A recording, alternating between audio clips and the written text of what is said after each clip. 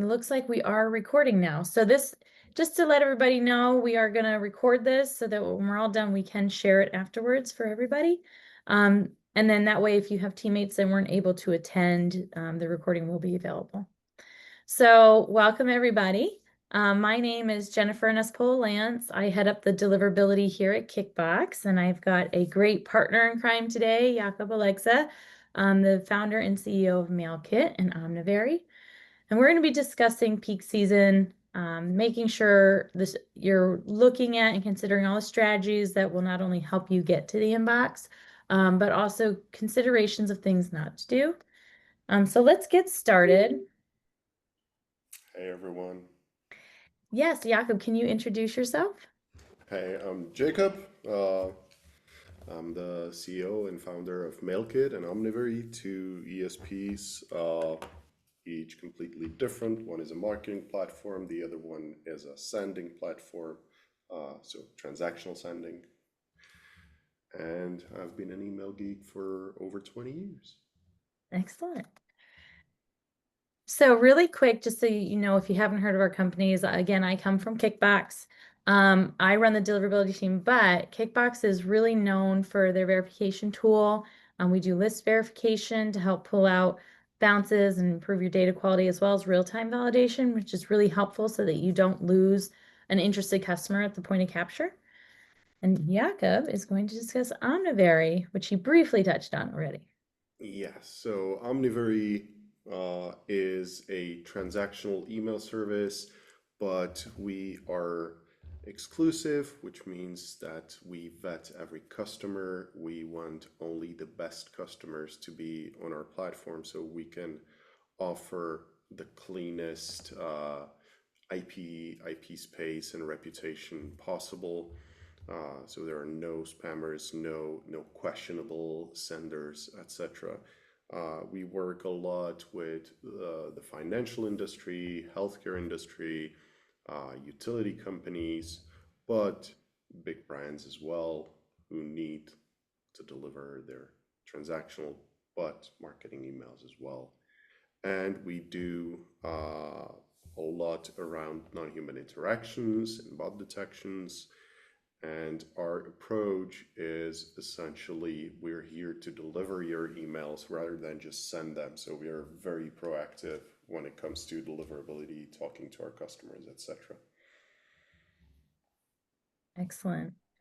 So today we're going to focus on peak season strategies. Here's somewhat of our agenda that we're going to go through. We're going to talk about what happened last peak season, or what's new since last peak season, and how does that change kind of how we view things.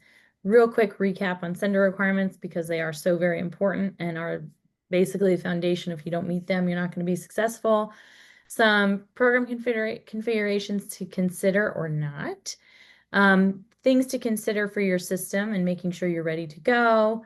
Some checklist items, things that you want to do, things that you do not want to do. We'll talk about list management and performance metrics. So what is peak? In my view, peak is the send season that starts pretty much like in October, end of October, but it's really November. It's that huge send period as you get close to Thanksgiving in the United States, the Black Friday, Cyber Monday week, Cyber Monday and Cyber Week. And at least in the States, especially with retail, and there's a chart there that I pulled from Twilio, you could see every year it's more and more. There's a huge emphasis on sending, and it's there because that's where a lot of retailers get their money for the year. So it's really important. But Jakob, what does peak view for what is that for you? Yeah, so I'm based in Europe and we have slightly different behavior. Uh, so in the past couple of years, the peak is uh, usually at the end of November, which is the same as you have. But before then, it used to be really straight before the Christmas, like the day before Christmas was the peak. Now it's split into a first peak, which is end of November, and then it goes down. But then we have a second peak, which starts right after Christmas, when we have massive sales and the retailers are uh, essentially clearing their stock. So it starts right after Christmas and goes on, to mid-January. Which I think is really interesting because you have to consider that, especially for a retailer or anyone who's sending. How does that work with your plans and your behavior and your strategies? So if you're going into January, it means you're not done yet. You've got a lot more management to do along the way. Um, and I kind of view the preparation for peak because in general, this season is often for retailers, but peak can be for anybody and it's at different times of the year. So when you think of, let's say taxes in the US, it might get really hectic around the first half of the year and into like the April season when taxes are due. So this can apply, this strategy, the strategy we're going to discuss can really apply no matter what industry vertical you're in. It's just about the timing of when you're going to do it. And really, you should kind of be preparing this throughout the year, in my opinion. Are there other times that you see heavy send season? So it's funny you say it might be different for different industries because for example, in the utility space, Mhm. in some countries, the statements are not monthly, but they're annual. So Oh, they would send out a bunch of annual yearly statements for your utilities in June. oh, that's interesting. Then January, or second half of January, or early February is usually the yearly statements from financial institutions. Like if you have a savings account, uh, Hmm. long-term savings account, you would get your annual statement in January or February, which is another massive peak, right? Now, these industries have very little room to move those dates and spread out that volume. A lot of that is legally mandated, Mm, so they cannot avoid that peak. So we're always trying to help them to figure out how to do it, how to, you know, uh, have as little of a peak as possible, essentially. right. That's really interesting. I didn't know that. It's such a it feels very unique to me. But again, to your point, and what we're going to be talking about is how do you prepare knowing you're going to have big volumes coming up? So before we get to some of those strategies, and I'd love to hear some of your recommendations of what you do for those scenarios, but let's talk about what's changed since last peak. Um, there's been a number of consolidations along the way. Some notable ones here in the US at least are Yahoo's picked up Cox and formerly AT&T. They always worked together, but now they're really going to be managing the whole process of delivery there. And then Comcast 2 is going to be rolling into Yahoo as well. So that's something to keep in mind. It's going to change potentially. Um, if you're collecting feedback loops or not. Like if you weren't collecting them from Comcast, you'll now be able to see them through Yahoo if you are collecting from there. It might change kind of how things are filtered or how people interact because the UI is different. So those adjustments might be felt a little bit. I feel like there's going to be even more consolidation as we move forward, but those are some notable ones in the US. Microsoft and Apple formally published sender requirements. And then Jakob, you'd mentioned that a lot of EU brands too are doing Yeah, this as well.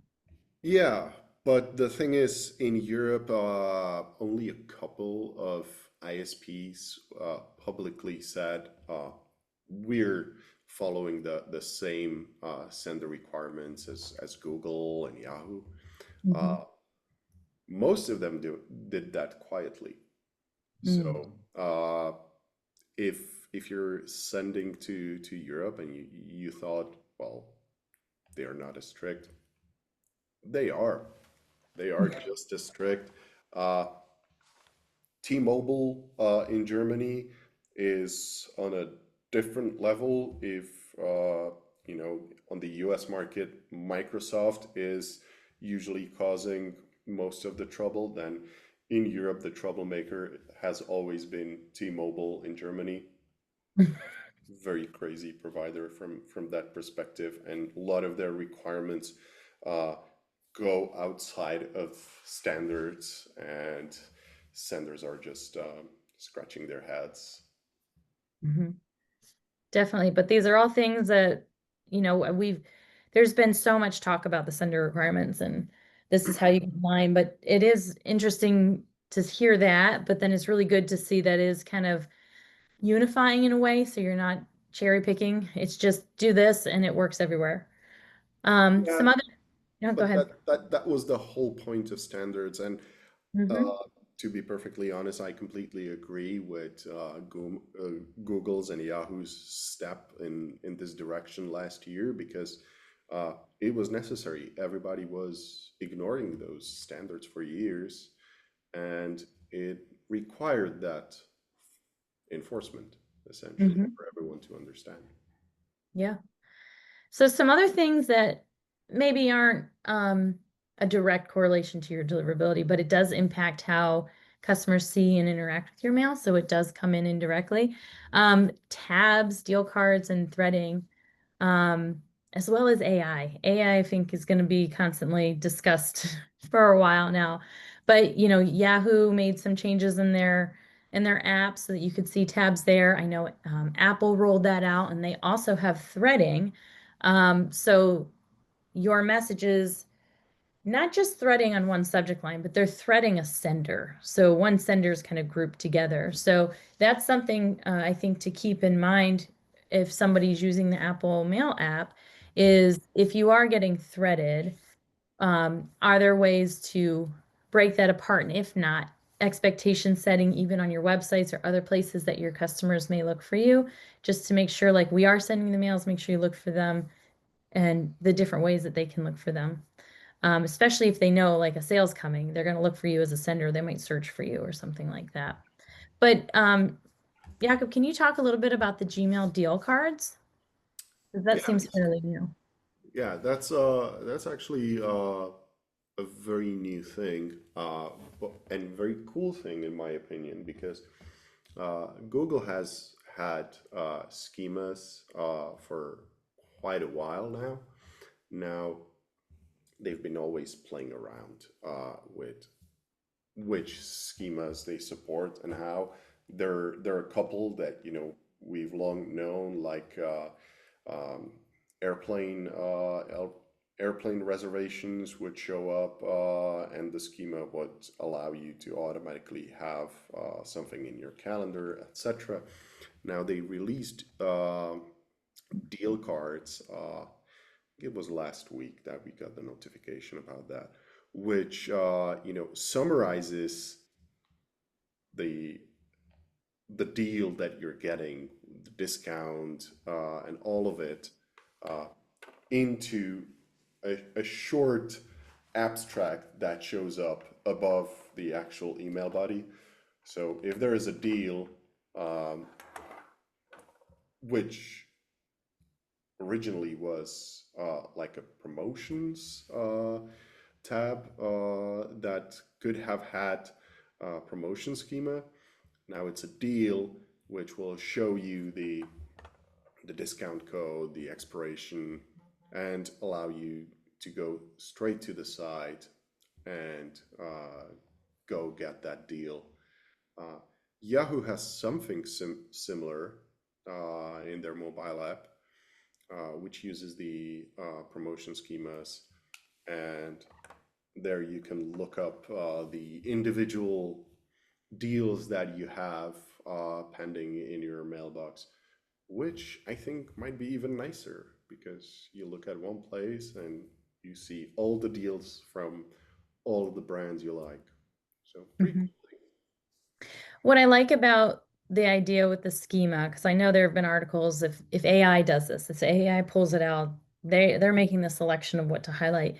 The schemas allows a sender to specify the deal exactly how they want it to be, and the links to acquire it. So if the mailbox provider honors all of that, they're going to send the customer to the site using your link, at least from the Gmail standpoint, from what you shared. Yeah.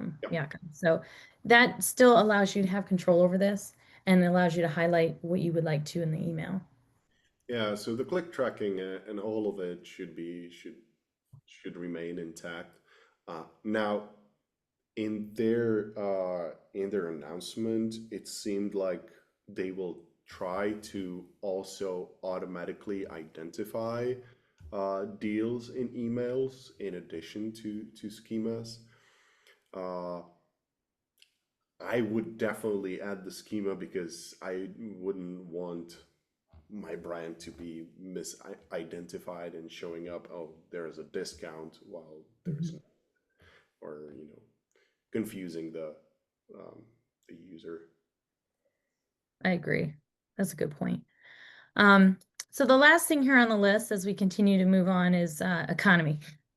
So that's always a factor in how performance is, but I think this year's a little bit unique because we do have, um, at least in the US, we've got a lot more tariffs and other factors coming into play. It might impact logistics and stuff. So it's really important in terms of maybe, again, not for deliverability, but customer expectation, because really, if your customer is happy and they're getting the email that they want, your deliverability is going to be strong and your customer experience is going to be good. But this all ties together. Everything you do with your program, whether it's like the marketing on the website or your email, it all has to kind of work well for the customer experience. And so, something to keep in mind if you're retail is how are your customers going to be impacted by these potential tariffs, if not already?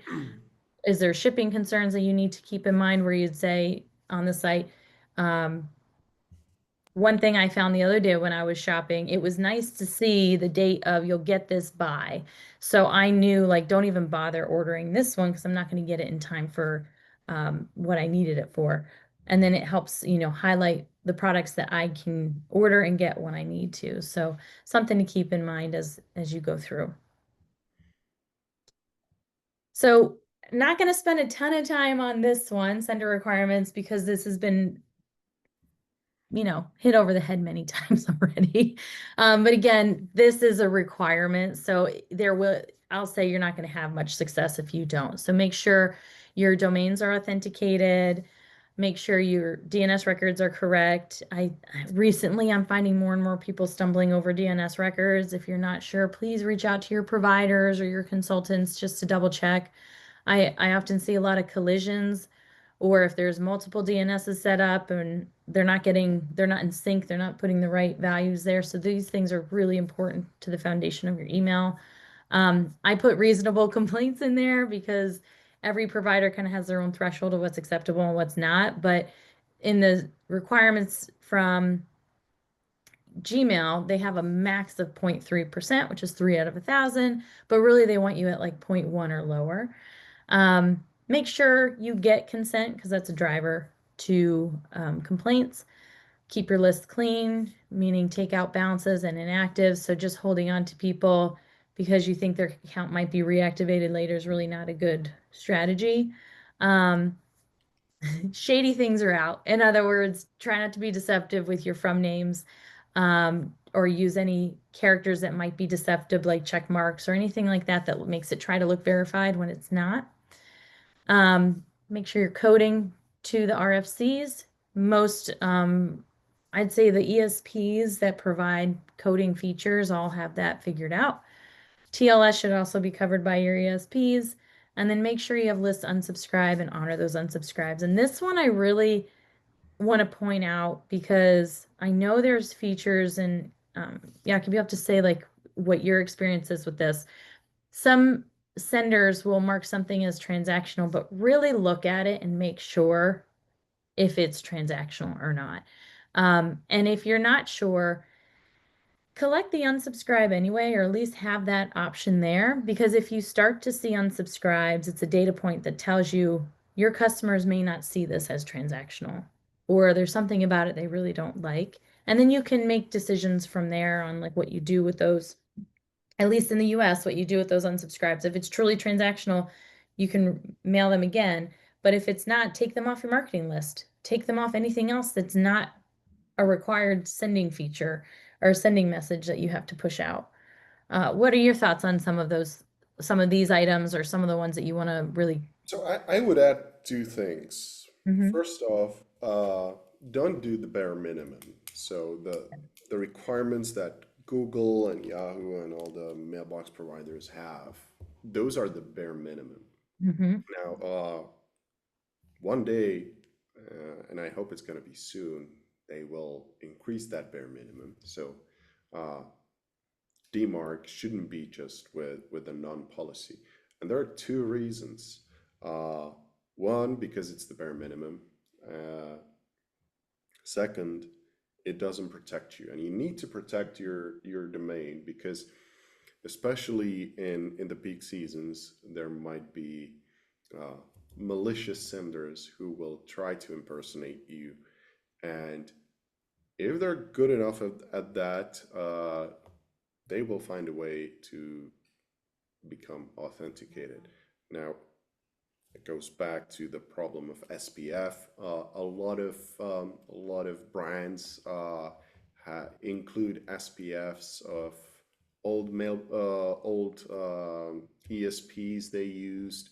Various services stay behind in the SPF record, and that can be abused.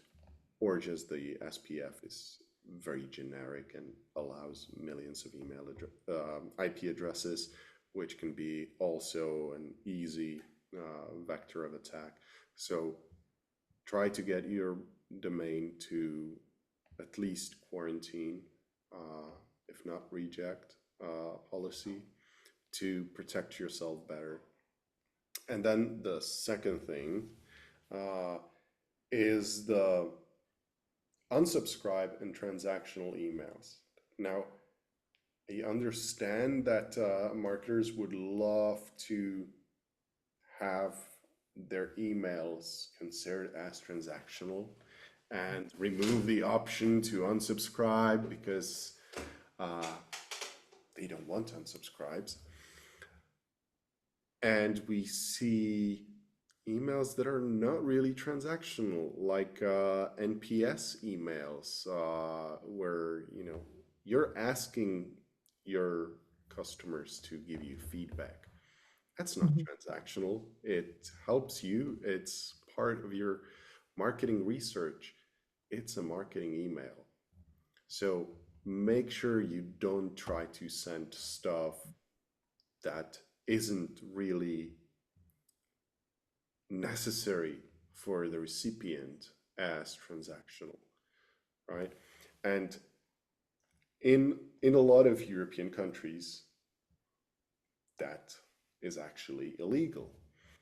So what we have is a process where we check the content before it's approved for the transactional channel and to be sent without the list unsubscribe headers.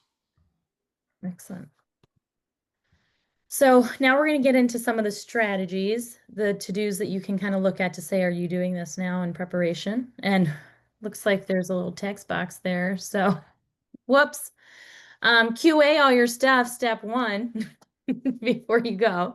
But here first, if it ain't broke, don't fix it. I think there is this panic that's peak's coming. I gotta go do something. I'm about to send a ton of stuff. I need more IPs, more domains, whatever the case may be. That's not necessarily the case. And if you are less than a month away, it's not a good time to change anything in that capacity because you have to warm new configurations up and you just might not have the time. So this is where like that whole annual planning comes into play to say like, what do we send in peak and how do we prepare? And do we need to start working on additional IPs or whatever we need to do to manage the throughput? Do that well in advance. So if things are working really well now, don't change it, don't fix it, because now your new configuration, you might look different to the providers. So I'd say, again, if it ain't broke, don't fix it. The second one, if it is broke, please fix it. Um, so the whole point of Peak is to drive your email, so to help drive revenue. Um, and traffic. So if things aren't working, and it's not just necessarily in your email, but if your website's not working, if your onboarding's not working, whatever it is, make sure you fix it. And so some of these things we're going to talk about areas to check along the way. Here's some general questions. I'll leave this on the slide for a second and touch on them, but really I want to get to our checklist that's tied to email. But websites and channels, are they all working? How is your regular traffic versus peak? And are you ready for like a flux of additional traffic from real users and non-human users? Um, is your customer service ready? How is your inventory looking? Do you have those dates for shipping, for example, aligned with what you are going to offer? Is the pricing and the coupons across your different channels, are they aligned? Will someone see a cool coupon on, I'm going to say Instagram? I'm sure there's also a lot of other social channels, but let's say there's a coupon on Instagram. Is that going to match what's on the website or or in the email? And then if they use the lower one and then they come across the one with a bigger discount, will they be frustrated? So like, how are you aligning all the different opportunities that you're giving your customers? And then are your flows working? So if you have a broken flow and someone's signing up and it's not working, it's not good for the customer and it's not good for you either. So that's something to make sure that's really important that you're doing in preparation. Go back and all those things that you kind of set and forget, that don't forget them. Make sure it all works. Do a quick little sign up test. See how the flows are going. Are you getting all the emails you expect? Are all the sites working? And then anything new that you push out because you have a new product, test that as well. I would add that when it comes to this, a lot of emails are dynamic based on Mhm. product feeds uh, during the peak season. You Mhm. might want to have those product feeds updated maybe multiple times a day. If you have a couple of millions of items in your product feed, that's gonna take a while to generate and to update in your ESP. So just test those out. Make sure that when your emails go out, that they actually contain the right data from the data feeds. So that's one thing that we've seen companies struggle with. They're That's a good point. I like it because it also ties in time. That way back when I was at the Axiom Digital audience company, we would run counts, for example, and they could take a long time to run. And if you had to run them again because they weren't run correctly, you're cutting into this valuable time, the send period that if you have a limited time deal, you need to make sure it's out the door. So anything that takes time to build out, whether it's your product list or whatever that might be, plan for that and plan for what if it doesn't go as quickly as you want it to. So I think that's a really good point out that you brought. All right, so here's some of the checklist if you're taking notes. Some of these we've touched on already, but confirm your technical settings, make sure it's working. Are you authenticating? Are your redirects working? Are your landing pages working? Check your DNS. Um, check subscription and unsubscribe processes and make sure they're timely. So not just that they work, but it shouldn't take someone a week to get off a list, especially if you're going to be mailing a ton. So make sure that unsubscribe is working quickly and you can remove people quickly. Um, Jakob, you said at the top of this presentation about volume spikes. So one, like, why are they not beneficial? Like, why can't we just do it? And what would you suggest around that? So why can't we just do it? So the understanding is that ISPs are looking at the traffic in terms of how would that traffic spike naturally, right? You have a certain amount of subscribes per day, so you have natural growth. Now, if you have a spike, to them it seems unnatural. That's also what spammers do, right? Out of the blue, they will spend. they will be sending millions of emails, uh, which is not a common growth of a mailing list, right? Mhm. Uh, Now there are industries where they cannot have a steady growth of their email volume, uh, but they have these massive spikes uh, when they send out the statements. Now, those statements are transactional by nature, those are not marketing emails, but it looks like a spike. It is a spike. So we deal with that by, if it's possible to have it distributed over a couple of days, then we'll try that with the customer. If that's not possible due to legal requirements and it has to be sent out on a certain day within a certain time frame, then we reach out to all ISPs and let them know it in advance. This type of campaign is going to be, or not even a campaign, but this type of messaging will be going out on these days. These will be the subject lines. These will be the IPs used. These will be the DKIMs used, etc., just to let them know in advance to be prepared and possibly do some mitigations ahead of time to be able to receive all that traffic. Now, the worst thing that can happen with the spike in the peak season is that someone just decides this is the time to make all the money. I'll just send out right away to everyone, right? Normally, I'm sending a couple thousands of emails per day. Now I'm going to be sending hundreds of thousands. That's the spike. That's something that looks exactly like what the spammers would do. So the volume is one part, and then frequency is the other part, right? Maybe your brand is sending once every 2 weeks off season, and now you want to send every 2 days. Again, that's a different pattern.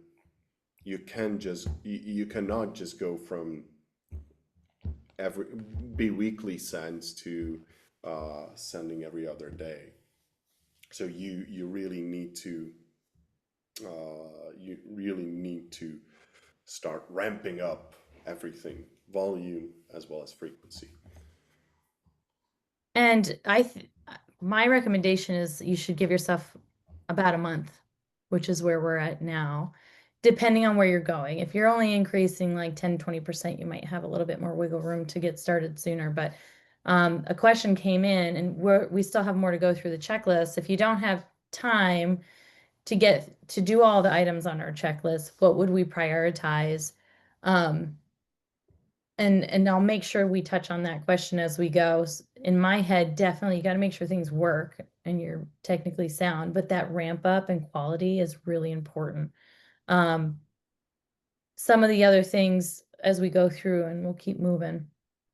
I don't think they're very important, but I would say those first two things are a priority for me. Some again, it depends on what your peak season is for, but I always recommend if you can set expectations and listen to the response of those expectations, that could help. So if you're biweekly and you're moving to more cadence, sometimes you could say, hey, look out for our daily holiday offers. They know they're coming and they know it's temporary. I think that's a good expectation to set. It may not work for everybody, but these are things that you can kind of look at and say, would this work with our customer base and what we're sending on behalf of? Some people love cadence and preference centers to let people kind of opt out or opt down from certain send holidays. But it can also, as you start to see what people respond to, you can do some cadence management. So as Jakob's suggested frequency is really important. If you know that maybe not everybody needs to receive as many emails, then adjust for that. We talked before, Jakob, about resends, and you don't recommend them at all, right? I wouldn't do it. I wouldn't do it. I wouldn't recommend it to marketers because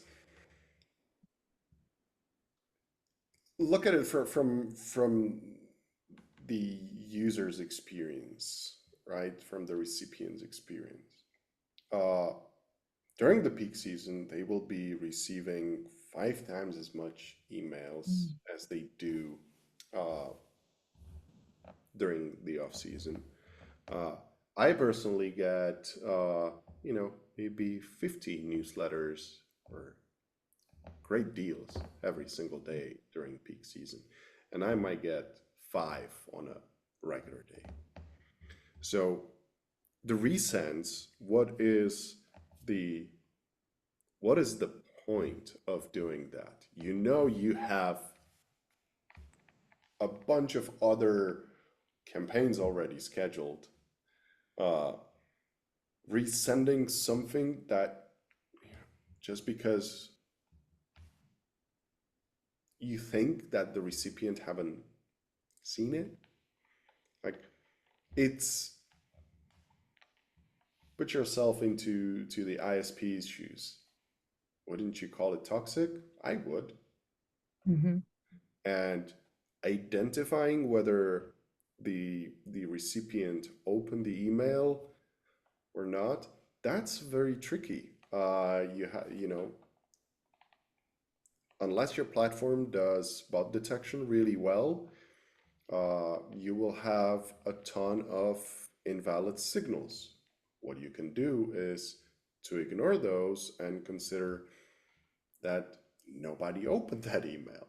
Well, that narrows down your list to maybe 40% of recipients. Are you going to save anything by or generate more revenue by sending again? I don't think so. Just plan another campaign. Yeah, and I think that's the key is resends are often what I've seen in the past is a marketer would send the exact same email just later in the day. So if you are going to resend, don't have it be a resend, have it be a unique purpose behind it. So if you notice somebody was looking at um, a product and that product is now out of stock, is there a suggestion of something else you might want to put for them to say like we've sold out of this, or like it's going to come back in stock next week, or whatever the case may be, like have a purpose behind it that's meaningful for the customer and don't just resend because they didn't open it. Um, Definitely, like if you really need to send multiple times a day, then make sure that you actually offer value to the recipient. Not don't look at your email as this is my opportunity to make more money, but that the email has to have a value for the recipient. mhm. So some other things as we keep going through, keep up with your list maintenance. So the resends, and again, those little things that we just touched on, that does go into like your ramp up. Prep. So if you know, like when you start getting ready for send season, really think about what you want. I know there's going to need to be some flexibility, which we'll have here on the checklist as well, but know that things might change from what you've planned, but plan ahead. Understand like what you might send in the volumes and how that differs from today. And if that means that in a month in advance, you need to start incorporating a few additional campaigns along the way so you can start showing that yes, I'm about to start sending more and here's the cadence. Work your way up towards that. Work your way up towards the audiences that you're going to send to. Like you just do it slowly. Every week you start introducing a little bit more so that when you get to that week, it's not like, whoa, it's suddenly a huge spike. But while you're doing all this, you still keep up with all your other business as usual tasks like bounce management, looking at your engagement, processing your unsubscribes and complaints, all those things that you need to do anyway. but we keep it on the checklist because it's so important that you do those things. And if you have forms, hopefully they're protected already. And if not, consider that. Are they, and monitor what's coming in through your forms. Is this an unusual amount of new email addresses? Is this what you typically expect? Are you doing anything to protect your database from being poisoned? Um, I think that too is really helpful because if you are getting legitimate customers mixed in with malicious ones, you don't want to lose out on the legitimate ones, but you don't want to poison your database in a way that will then harm you during peak. Did you have anything you want to add there? Yeah, I see you nodding. Uh, yeah, when it comes to form protection, I would say try to be creative how you protect your forms. If you just take an off-the-shelf solution that everyone else has, like CAPTCHA or Honeypot, the bad actors already know how to deal with those. So Mhm. try to be creative. Let your developers create something that is unique to your site rather than using off-the-shelf stuff. Because if Mhm. it's unique, it's unlikely that the the bad actors will already know it. And depending on your site size, and they might not be. It may not be worth for them to break it, Right. essentially. And I view form protection as an onion. I know it's Yeah. stinky, but it's really helpful if you have more than one thing protecting your forms in your database. So don't rely on one, but utilize as many as you can. So, because each type of form protection, some of the ones that are listed there, they protect for perhaps one vector, but not all. So the more different pieces that you can incorporate, if you can, the better. Um, Send off hour, that's another really interesting one that I think is helpful, that again might be a priority for the question that came in before. Um, there's throughput, meaning how much mail can you get out in a certain amount of time. And that can go into configurations, which again should be prepared for ahead of time. But mailbox providers also have a system with limits. So if you can help them manage the volume, because everybody's going to be sending, help them by just staggering your sends a little bit and not send right at 9 a.m., but try 9:15 or 8:45. Just stagger it a little bit to help them, because if it helps them with their throughput, it's going to help with yours. I would say there are physics involved, so there's a bandwidth limitation of the fibers. Mhm. So you have to keep that in mind, and a lot of traffic competes for that time. Exactly. The question that came in, will we get a copy of this peak checklist? We will send out a follow-up email, and I'll work to see if we can actually just put this in the email itself or as a link to a PDF or something to it. So I don't know what format it will come, but you'll get the information for the person who asked. Um, a couple other things I mentioned earlier, be flexible. So if you have your plan laid out, try to have considerations of, like, if certain things aren't working or if we have issues, what's our backup plan? Try to plan that out ahead of time, and it still may not help you, but just try to be flexible as much as possible. I know that there are a lot of demands on marketers, and they're coming from many different areas. There's many groups that want to convey what they want to push out. So be flexible where you can. And listen to your stakeholders. But if website is saying we can't push out a certain update, you have to keep that in mind, and that might change your email content or something like that. Listening to the data is really important. I'll touch on this in just a little bit, but really pay attention to your positive and negative signals so that you can adjust sooner rather than later. You don't want to wait too long because we have a very short amount of time. So listening to what's working and what's not. If you're seeing a huge spike in unsubscribes or something like that, then double check your targeting or what you're sending out to make sure it's relevant. And consider last year. What did you do last year? Did it work well? Did it not work well? And how do you adjust for this year as well? Some of the items, and we'll get to the naughty ones, but in the last one, the data. Um, Jakob, you mentioned this for non-human interactions. If you had to give like one tip of where to focus on to help make sure you're not getting too many false positives, what would you say for that? Because I know you work heavily with non-human interactions. Yeah, so listening to the data, it's in most platforms, the positive is the most skewed, and Mhm. the negative usually doesn't get enough data, right? Google doesn't give you uh, the feedback loop that would give you the information.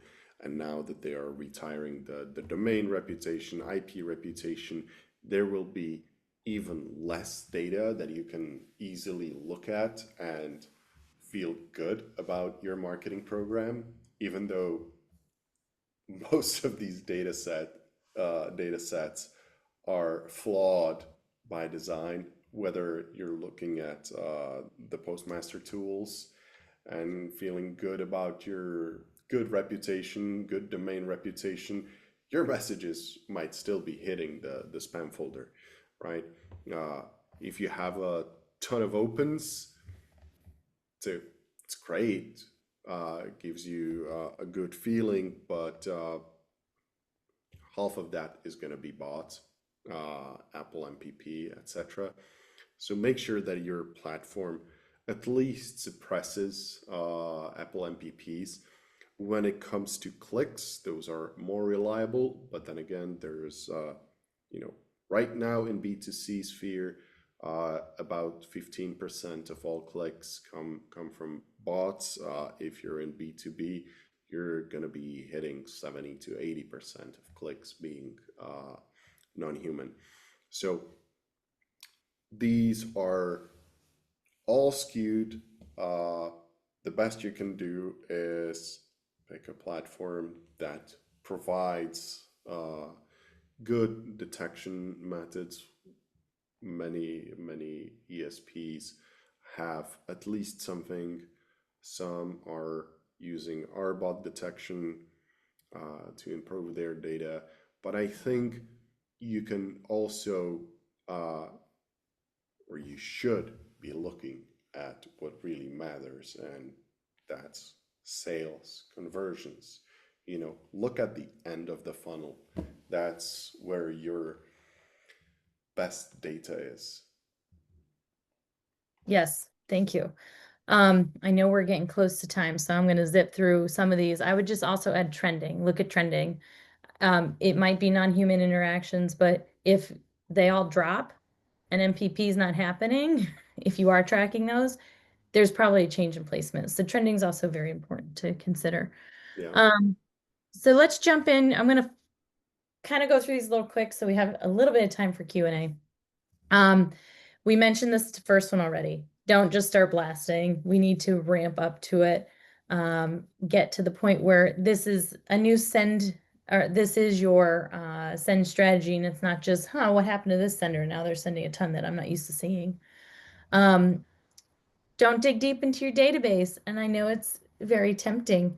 Um, oh, I've definitely talked to people who they're like, oh, this audience is 5 to 8 years old, and there's a lot of dead emails in there.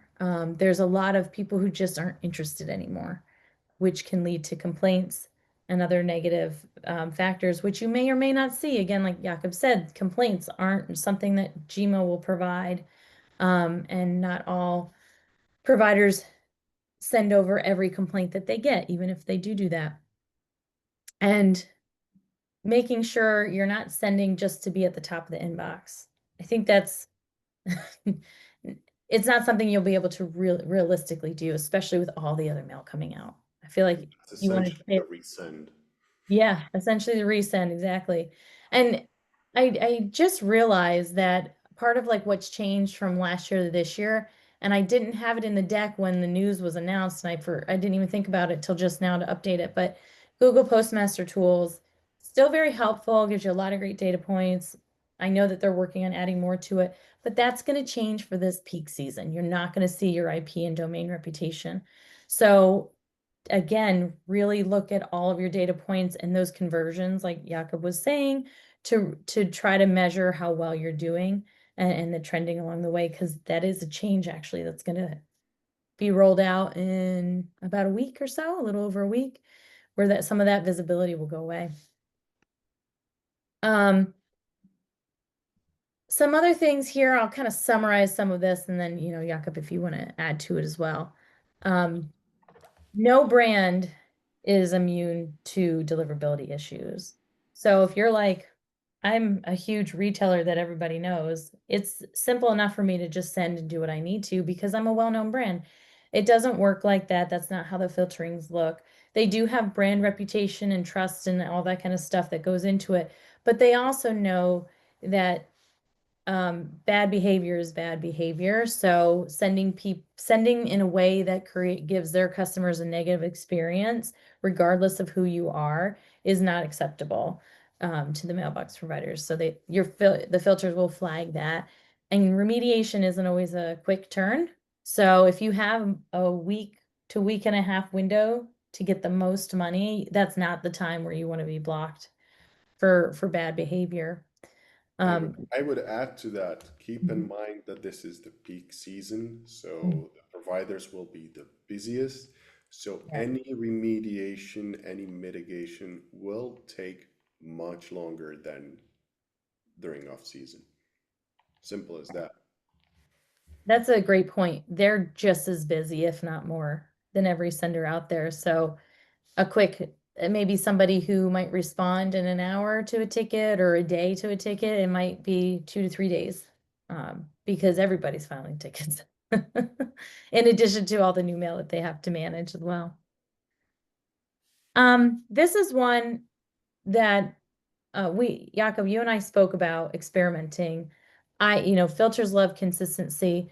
So I am of the mindset of now's not the time to test. It's not a time to test new from names and all that kind of stuff. It's not a time to test new templates in your email necessarily. But you had a different perspective of when this might be helpful. So I think because you're getting the largest amount of emails sent out, you get the largest amount of data. It might be useful for a A/B testing, but very simplified one on subject lines. That's where you can see some benefits. But you should be testing what happens on your website. How is that end of the funnel working? Like that's where you should be ready to test. Like is is my shopping cart the most efficient? Mm. And do minor tweaks in that process. Excellent. We talked a little about metrics. And again, because we're getting close to time, I won't spend a ton here because we did touch on it, but make sure you're paying attention to your metrics along the way, the trends, um, the end of funnel metrics, conversions with dollars. Do you have repeat purchases, a last purchase, something that's more concrete than something that could be inflated or not under reported through your campaign metrics alone? And are they all pointing in the same direction or are they pointing in different directions? And then you can help really diagnose if there's a problem or not. Okay, so we only have about 5 minutes left for Q&A.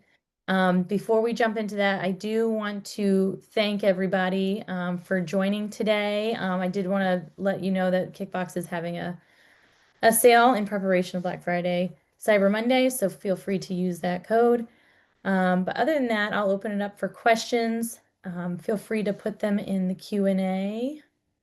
One of them that came in, what are some easy ways to keep lists clean during holidays without accidentally removing good contacts? Good question. There's, as a seller verification, I could say you could remove like invalids and bad contacts that way. But Jakob, what would you suggest for a sender as well? So my first question would be, what is a good contact? Mm. Because it might be a valid address, a perfectly functional address, doesn't make it a good contact. I think this is not a peak season thing to worry about. It's a all year round topic that you need to be worried about. What is a good contact? Those are the engaged customers. Engaged customer means engaged with an email. Not that those are customers who are buying on your website and had their last purchase a week ago, but how do they interact with emails? Mhm. Because that's a misconception that an engaged customer on my in my site must be engaged with an email. And a lot of them come from Facebooks, TikToks, wherever you're advertising. The the methods of how they come to your site might vary. They might love your brand. They don't necessarily have to love your emails. So good contact is someone who clicks and has conversions from those clicks. That's a good contact. Many platforms have various types of engagement scoring where they help you identify those who are better and separate them from those who are lower quality contacts. So look at their engagement. Mm-hmm. I agree, especially, and some people are seasonal shoppers, so you can keep that in mind as well. And again, I think this is where really understanding your database and your customer and your product and how often somebody might buy it or who they might buy it for is really important as well. And being really thoughtful of putting yourself in their shoes to say not only what would be helpful for them, but then as you're looking at the data and what they're doing, are you really valuable to them as well? Because a good contact's going to interact and give you conversions and the things that make them clearly someone that's going to continue to bring value to your business. All right, I'm going to read one more and then we'll end for the day. And I really appreciate all the questions. What's a safe way to ramp up sending before Black Friday? And what signals do they look at to know that that ramp up is going well? So in my opinion, a ramp up should never exceed a 20% increment Mm, from I like the that. previous peak. Mm-hmm. So uh, whether that peak occurred a week ago or a day ago, it just, ramping up by 20% is, I believe that's the safe value. I'm not saying that you may Mm-hmm. not be, that you're not going to be able to ramp up by 50%. It just isn't safe anymore. And if your previous reputation wasn't strong enough, you might be hitting the wall there, and you will get deferrals from Google, and your overall time to deliver will increase, which is another metric that you should be looking at during the peak season. What is the time to deliver? I think most of the email platforms provide that to the marketers so they can see how quickly the messages were delivered. Mm-hmm. And that's very important. That's a good point. I actually worked with a client who has no issues with Microsoft, but as soon as they doubled their volume, immediate deferrals, and it took forever. They're still getting deferrals. to the point where they can't get in, so why bother sending that extra volume? So yes, I like the 20%, especially because quality factors into ramping up as well. So if the quality's not there, it's going to be even harder and you might have a slower ramp up. So those are all things to consider, and the sooner you can get started, then you don't have to worry about what your volumes will be when we get there. So we've reached time. Thank you all for your questions and thank you for attending. And we will be in touch with a recording of this. And then we'll see what we can do to just truncate that checklist in a quick document or on our website or something like that so that you can access it. So thank you so much. Have a great day. Thank you very much.